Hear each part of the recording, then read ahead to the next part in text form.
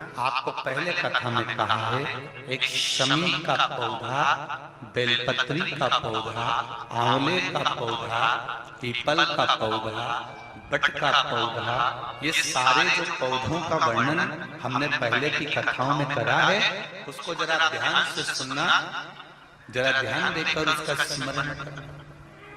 हमने पहले भी कहा है कि बेलपत्री के पेड़ के नीचे या शमी के पेड़ के नीचे साधारणता नहीं है। बेलपत्री के पेड़ के नीचे लक्ष्मी का निवास होता है, पार्वती जी का निवास होता है, शिव जी का निवास होता है। पीपल के वृक्ष के नीचे 52,000 ब्राह्मणों का निवास होता है, भगवान विष्णु का और शिव जी का निवास होता है। इसलिए शिव जी का नाम है पिपलेश्वर महादेव। शमी के पेड़ के नीचे भगवान शिव अपने अर्धंग स्वरूप में विराजमान हो। अर्धंग स्वरूप कैसा?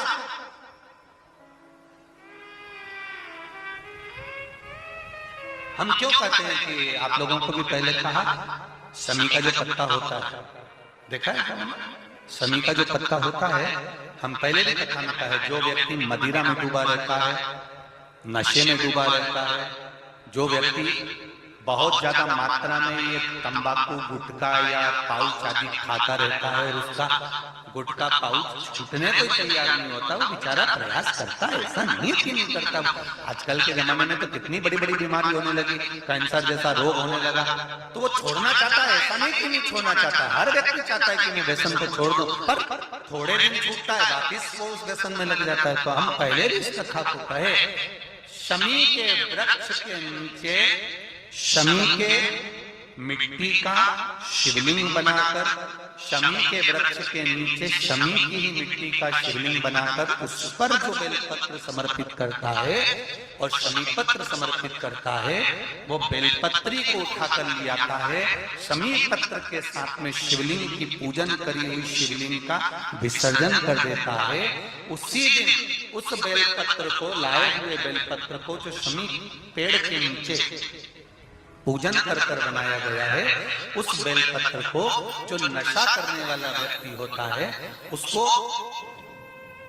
3 दिन तक लगातार पहली पत्ती बीच की, दूसरी पत्ती राइट की, तीसरी पत्ती लेफ्ट की, जो एक एक कर 3 दिन तक खिला देता है। 3 या 4 बार अगर प्रयोग कर लिया तो ये निश्चित है दूसरी बार वो नशे में धुत नहीं होगा, ये निश्चित।